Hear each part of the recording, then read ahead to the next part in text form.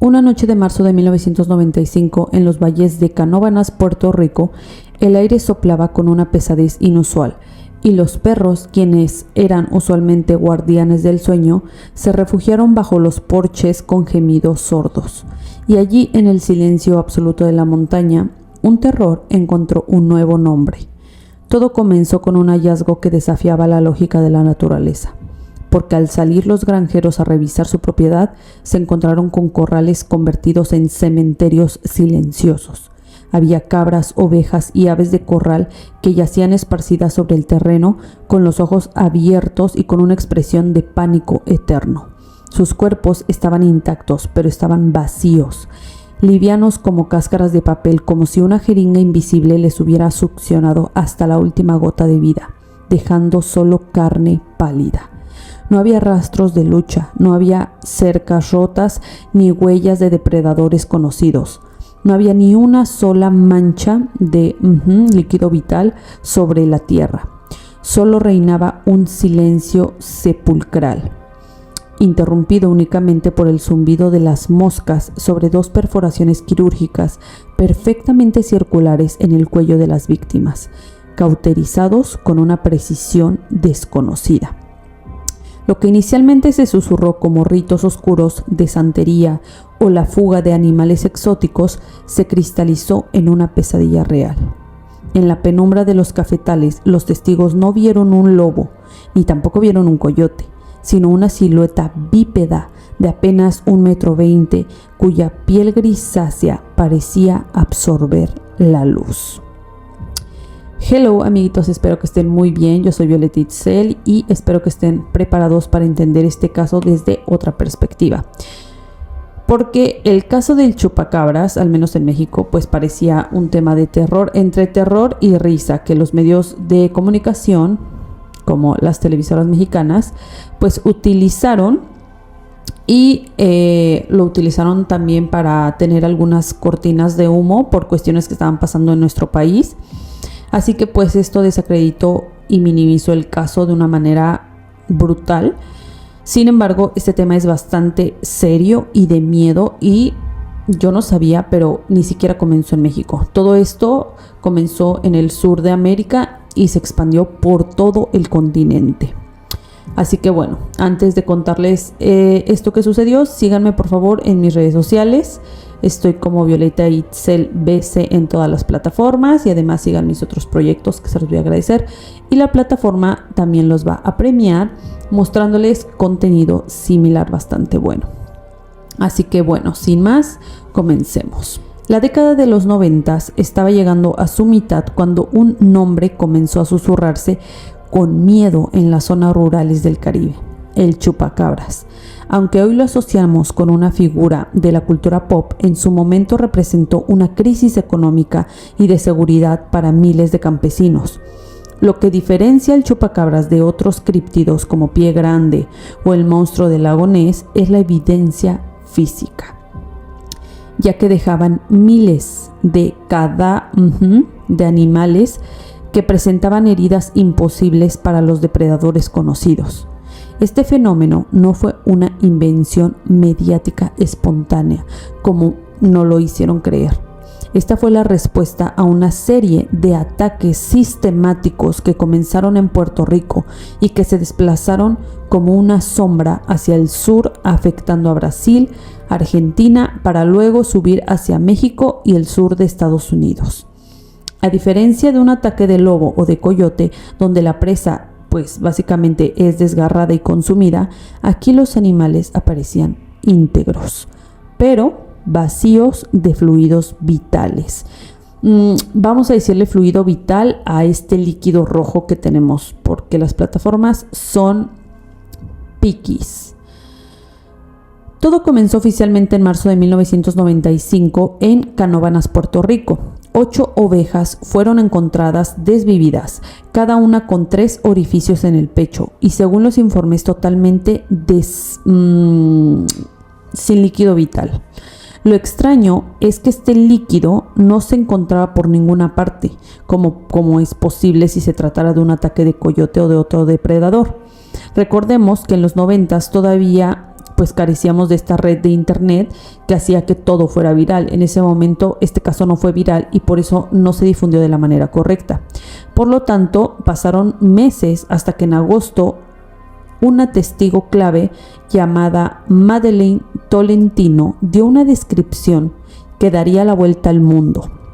Un ser de aproximadamente 1,20 m de altura, con ojos rojos gigantescos, piel grisácea y escamosa y una hilera de espinas en su espalda.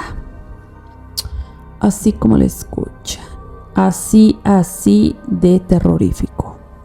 Y bueno, lo que desconcertó a los investigadores no fue solo la descripción del ser, sino el estado de las víctimas, que en este caso eran los animales, ya que estos no presentaban el desorden típico de una lucha. No había huellas de depredadores comunes ni rastros de líquido vital en el suelo, a pesar de que el animal había sido vaciado totalmente. Los cortes en el cuello eran circulares y precisos, llegando a la arteria carótida con una exactitud casi quirúrgica. Fue aquí donde el comediante y personalidad de televisión Silverio Pérez acuñó el término chupacabras, dándole básicamente un nombre al terror, pero un nombre bastante cómico. Yo creo que no le quedaba. Yo creo que esto lo utilizaron como un tipo de diversión, pero bueno, el caso se pone terrorífico. Así que mientras en este lugar de Puerto Rico lidiaban con este mito, porque no todas las personas lo habían visto, en Brasil, en 1996, el fenómeno tomó un tinte mucho más oscuro y relacionado con la investigación gubernamental, porque en enero de ese mismo año ocurrió el famoso incidente de Varginha. Aunque se suele clasificar este caso como un caso ovni, está íntimamente ligado a una oleada de ataques a precisamente animales del sur en el país. Y si no conocen este caso tan conocido de Varginha, pues les voy a hacer un videito. Así que bueno, es en Brasil de 1996 cuando 3 jóvenes conocidos como las hermanas Silva afirmaron haber visto a una criatura en un terreno baldío. Su descripción coincidía sospechosamente con la de Puerto Rico, ya que eran ojos rojos, piel marrón aceitosa y 3 protuberancias en la cabeza. Poco después del avistamiento, el zoológico de Varginha reportó el desvivimiento misterioso de varios animales. Lo más inquietante en Brasil fue la movilización del ejército brasileño y del cuerpo de bomberos, quienes supuestamente capturaron a 2 de estas criaturas. A diferencia de otros países, en Brasil, el chupacabras no solo era un depredador de ganado, sino que eran un EVE, que es una entidad biológica extraterrestre. Y esta básicamente estaba siendo escoltada por los militares. De esta forma avanzamos con el caso hasta 6 años después en Argentina, específicamente en el año 2002. Si en Puerto Rico este ser era un monstruo, en Argentina el fenómeno se tomó como puramente técnico y alarmante para la industria agropecuaria, como es lógico, porque estaba atacando al ganado. Así que en el año 2002 las provincias de La Pampa, en Buenos Aires y Santa Fe sufrieron una oleada de mutilaciones que superó los 2,000 ejemplares de ganado vacuno. Los veterinarios de SENASA, que es el Servicio Nacional de Sanidad y Calidad Agroalimentaria, se vieron desbordados porque los casos presentaban cortes cauterizados con incisiones en la mandíbula y la parte del traserito de las vacas, y pues esta no estaba hecha con los dientes como algunos sugerían. Básicamente el tejido parecía haber sido sellado con una fuente de calor intensa, como si lo hubieran sellado con un láser. En segundo lugar, había una extracción selectiva, es decir, que se removían ojos, lenguas, órganos reproductores con una limpieza absoluta, dejando el hueso expuesto sin rastro de cerrado, es decir, que hubiera sido con una sierra o algo parecido. Por último, un detalle que aterrorizaba a precisamente estos ganaderos era que ni las aves carroñeras ni los zorros se estaban acercando a estos animales desvividos. Es decir, que los cuerpos permanecían semanas al sol sin entrar en un estado de putrefacción, lo que sería normal, y pues básicamente estaban como esterilizados. Las autoridades argentinas intentaron cerrar el caso culpando pues a quien creen, a un ratón, culpando a un animalito que se llama ratón hocicudo, que básicamente es este que les muestro en la imagen, y su nombre pues científico es Oxymicterus.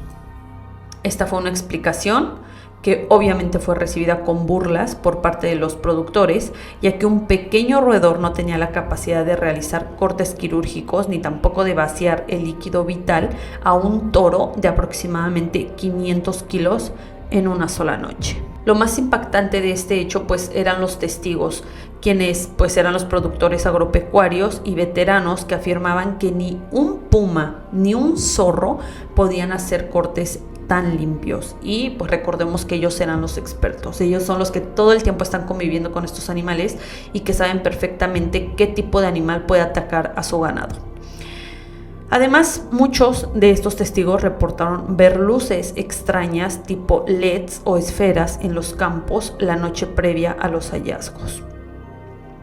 Así que les voy a dar un poquito de más detalles de estos cortes que tenían estos animales. Básicamente eran cortes circulares en la mandíbula, como si fuera una remoción de tejido blando. Además de esto, extraían el globo ocular y el oído interno. Por último, había una cauterización, porque en los bordes de las heridas parecía que habían sido sellados con calor, como un tipo de láser, pero pues esto era algo imposible para un depredador natural.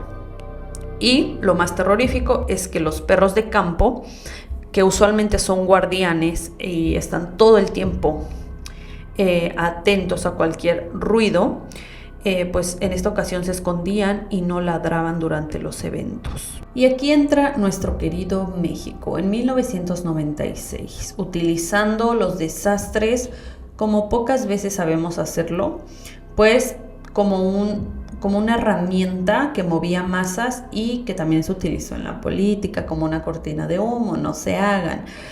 En México, el chupacabras llegó en un momento de crisis económica y política. Los primeros reportes serios ocurrieron en el norte, específicamente en estados como Baja California y Sonora, pero pronto se extendieron a Michoacán y el Estado de México. Y a diferencia de otros casos técnicos de Argentina, en México el chupacabras se convirtió en un tipo personaje. Lo utilizábamos como siempre para distraernos, para reírnos, porque es mejor reírnos que llorar por nuestras desgracias. Se reportaron ataques a cabras y borregos casi a diario en los noticieros nacionales. Los testigos describían seres alados o perros de aspecto demoníaco. Primer error, porque ya habían deformado la figura, lo cual no coincidía con todos los testimonios que hablaban de forma seria, y lo cual jamás había sido descrito de esa manera. ¿Y para qué? Pues para ganar popularidad, convirtiéndolo en un tema de conversación y utilizándolo básicamente como una cortina de humo. Pero ¿de qué nos asombramos, verdad? Si hasta en los terremotos las televisoras mexicanas han utilizado los desastres pues para crear cortinas de humo. No crean que se nos olvida. Sin embargo, la investigación oficial en México fue la más tajante, porque se atribuyó todo ¿a qué creen? A coyotes. Sí, eso de que el ratón hocicudo. No. Nosotros dijimos que eran coyotes o que eran perros con sarna. Imagínense ustedes. Y bueno, yo no soy médico veterinario zootecnista, pero pues por cuestiones personales yo he visto muchos casos de perritos con sarna, a docenas de perritos, y la sarna en un perro no lo convierte en un experto en desvivir animales y cauterizarlos de esa forma, ¿eh? A pesar de la explicación oficial, el misterio persistió por la misma razón que en el resto del continente, obviamente la falta de líquido vital. Los campesinos mexicanos, expertos en el comportamiento de los depredadores de la zona, insistían en que el coyote nunca dejaría a su presa intacta después de desvivirla. Es decir, ellos, los campesinos, son personas serias, muchísimo más con los animalitos que son su medio de subsistencia, pues obviamente hablaban de forma crítica y seria, intentando que el caso se esclareciera, y pues ellos, los más lógicos del país, afirmaban que no era un coyote lo que estaba comiéndose a los animales. Pero bueno, nosotros todos nos lo tomamos a chiste y pues dijimos, sí, es el chupacabras, hicimos ahí máscaras del chupacabras, y sí, o sea, fue cómico todo. Pero bueno, ¿qué era realmente el chupacabras? ¿Quién era este personaje, este ser, este alien? Con el paso de los años el fenómeno comenzó a declinar, pero dejó tras de sí grandes teorías que explican lo ocurrido. La primera teoría, que es la teoría biológica, y la explicación escéptica. Muchos de los ejemplares capturados o fotografiados en años posteriores resultaron ser cánidos, o sea, coyotes, perros, mapaches, afectados por una variante agresiva de sarna sarcóptica. Las enfermedades pues les hacen perder el pelo, la piel se vuelve gruesa, se vuelve oscura y sus rostros se deforman, dándoles un aspecto pues un tanto monstruoso. Aunque cabe destacar que yo en mi experiencia creo que los perritos que sufren sarna u otros animales se siguen viendo de la misma forma, que es un animal. O sea, incluso he visto osos con espacios de sarna y sigues distinguiendo que es un oso. Jamás lo vas a confundir con un ser diferente al que le puedes llamar chupacabras, pero continuemos. La segunda teoría es el experimento genético. Debido a la proximidad de los ataques con bases militares, especialmente en Puerto Rico, muchos creen que el chupacabras fue un espécimen creado en un laboratorio que se escapó o que tal vez fue liberado para hacer pruebas en el campo.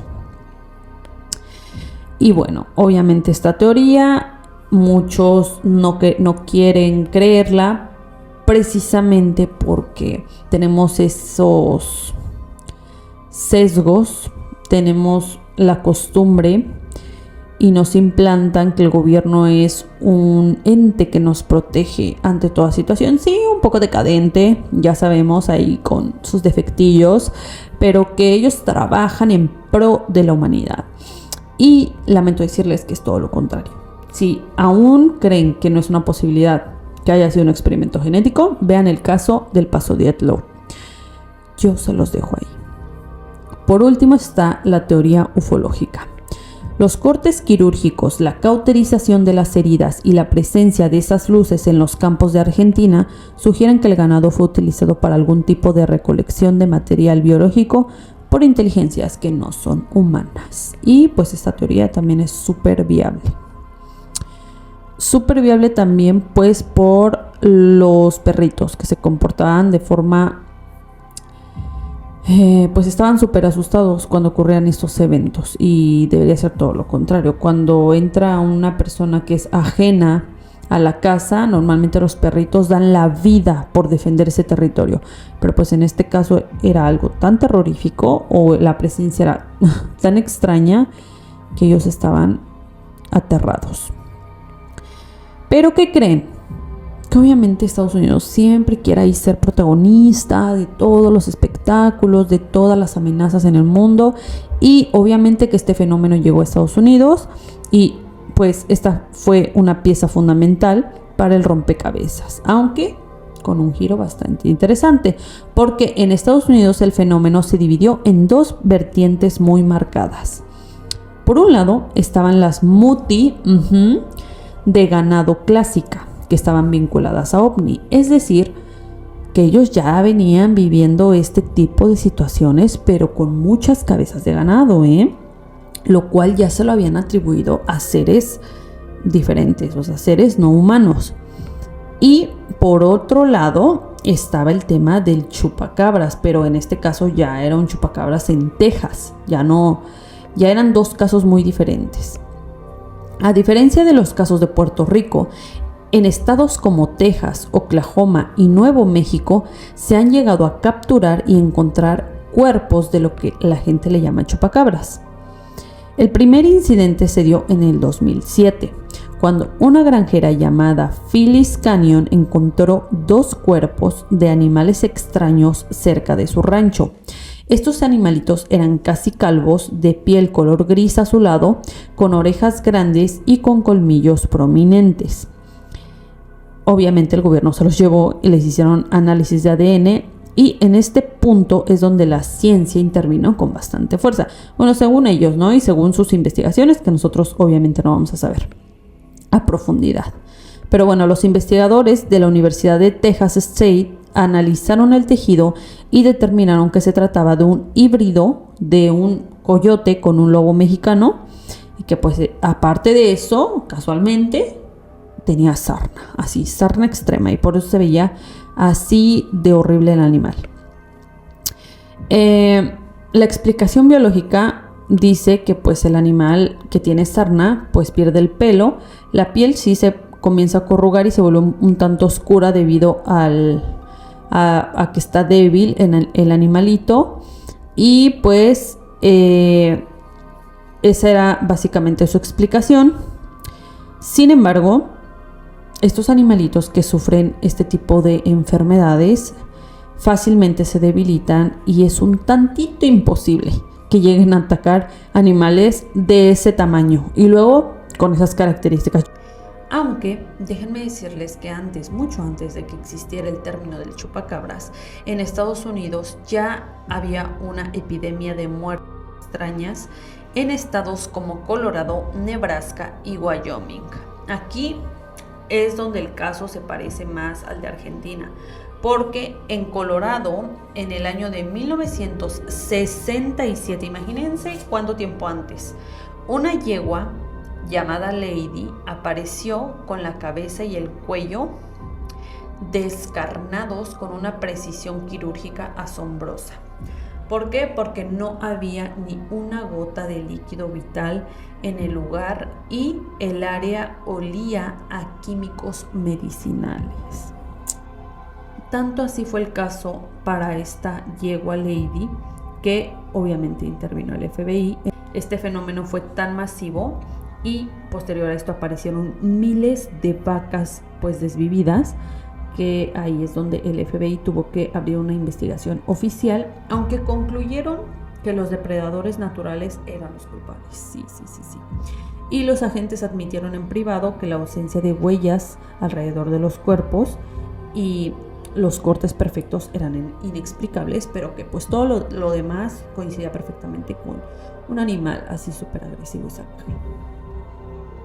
De hecho, gracias a esto surgió el famoso Triángulo de Nuevo México y Skinwalker Ranch. Ese es un caso también muy conocido, porque en áreas como el norte de Nuevo México, de hecho cerca de la base de Dulce, que ese es otro caso, y también hay otro caso que se llama el Skinwalker Ranch en Utah. Bueno, pues básicamente en toda esta área encontraron hallazgos que habían sido constantes por varias décadas.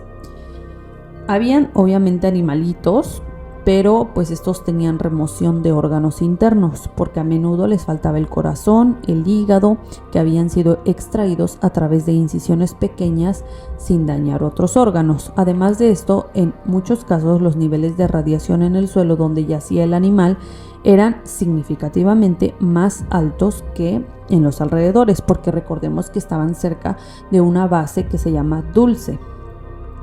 Aparte de esto, casi siempre los granjeros reportaban haber visto luces silenciosas o helicópteros negros sin identificación las noches anteriores al hallazgo. Pero repito, les puedo hacer un caso más extenso sobre Estados Unidos y este tipo de casos, ya que hay hasta documentales en donde muestran a los ganaderos, ellos hacen entrevistas y todo, pues están siempre sorprendidos, y más que sorprendidos, angustiados, pidiendo ayuda, porque pues ellos se dedican a esta actividad, es lo que les brinda comida, es lo que les da pues para subsistir, y estos descubrimientos, más allá de ser un fenómeno, pues son un golpe económico y pues también es un miedo, porque pues ellos son los expertos en este tipo de ganados y saben perfectamente que las explicaciones que da el gobierno pues son bastante inútiles, no ayudan en nada. En fin, con esto yo les quería decir que el chupacabras es más que una leyenda urbana. Es el primer mito globalizado de la era de la información, porque aunque la ciencia ha intentado dar respuestas como la sarna y los depredadores naturales, obviamente estas explicaciones no logran cubrir con totalidad todos los hechos. La precisión de los cortes, la ausencia de líquido vital, el comportamiento anómalo de otros animalitos ante las cabezas desvividas. Y bueno, en el corazón de Sudamérica, especialmente en las llanuras argentinas y los pueblos de Brasil, la herida obviamente sigue abierta. Para el ganadero que perdió su sustento esa noche de silencio absoluto, obviamente el chupacabras no fue un animalito enfermo. Fue un visitante incomprensible que reclamó lo que quiso, que se llevó lo que quiso y que desapareció sin dejar rastro. Este fenómeno nos recuerda que a pesar de que tenemos, según mucha tecnología, el campo sigue siendo un lugar en donde ocurren cosas que la razón todavía no puede explicar. Y no solo en campos. En bosques, como en los montes de los Apalaches, en caminos, en grandes reservas. De hecho, hay una teoría muy grande y yo también les quisiera hablar de ese caso, pero casualmente en las reservas nacionales más grandes de Estados Unidos ocurre el mayor número de desapariciones de personas. Ustedes díganme por qué será. Es triste, pero no hay conclusión. No hay conclusión. Lo más ideal cuando ocurren este tipo de fenómenos es que las personas tomen estos casos por su propia cuenta, se pongan a investigar por su propia cuenta o con nuestros propios medios, hagamos recaudación de fondos de forma seria para la investigación científica privada y que nosotros nos encarguemos directamente de estas situaciones, ¿saben? Sin dejar intervenir a las personas, ni mucho menos, porque miren, todos los casos que yo he visto de fenómenos anómalos y pues de este tipo de casos sin explicaciones, el gobierno interviene de forma inútil, y más que inútil, ellos intervienen para darle vuelta a la hoja, para que la gente se sienta tranquila de que ya hay personas investigando, ya esto no va a volver a pasar, y al final no ofrecen ningún tipo de explicación lógica. Siempre salen con sus tonterías, siempre salen, es más, miren, hubiéramos creído todavía más la teoría de que, ¿saben qué? Que un grupo de personas está haciendo este tipo de actos, no sé, son personas sádicas que están aquí buscando tomar a los animalitos, o ¿saben qué? Que hay un grupo de personas científicas ajenas al gobierno que están haciendo investigación y pues están utilizando estos animalitos. Miren, más explicaciones lógicas nos hubieran dado y no nos sentiríamos tan ofendidos. Pero este tipo de explicaciones como la de que fue una cruza de lobo mexicano con un coyote y que eso se iba, aparte tenía sarna, por eso se veía así de feíto, y que este tipo de animal iba a devorar a un toro de 500 kilos.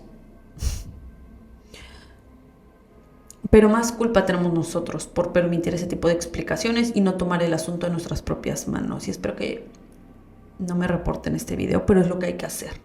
Cuando se presenta una situación de esta índole, antes de llamarle a la policía, se toma evidencia de todo. Se toman fotografías, se toman videos, se da una explicación de cada parte de la escena. Por ejemplo, aquí está el animal, podemos observar aquí unos puntitos rojos en la parte del cuello. El animal no presenta líquido vital.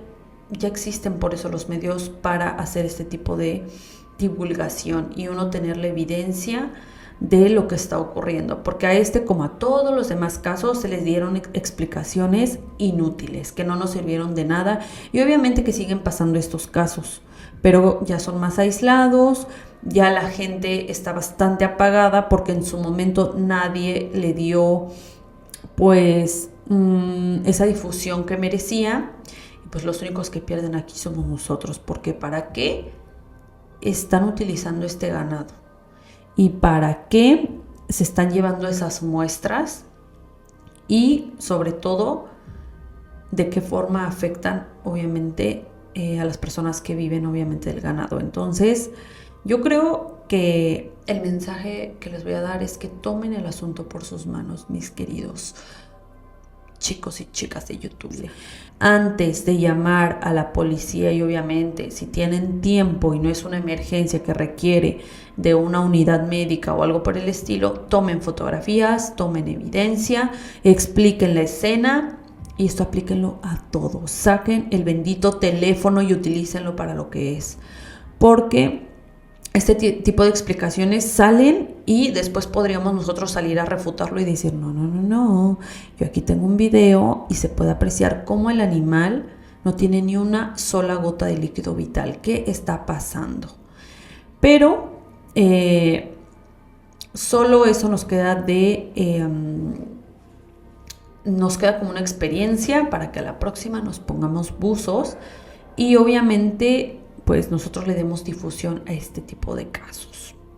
Así que bueno, esa es mi recomendación y hasta aquí el video de hoy. Espero que les haya gustado mucho. Recuerden seguirme en mis redes sociales. Estoy en todas las plataformas, incluso en Facebook como Violet Itzel BC. Y yo sé que está aumentando poquito a poquito ahí los seguidores, no importa. Soy una persona muy paciente y yo sé que les voy a traer casos muy tétricos. Les voy a traer el caso de Dulce, el de el rancho Skillwalker.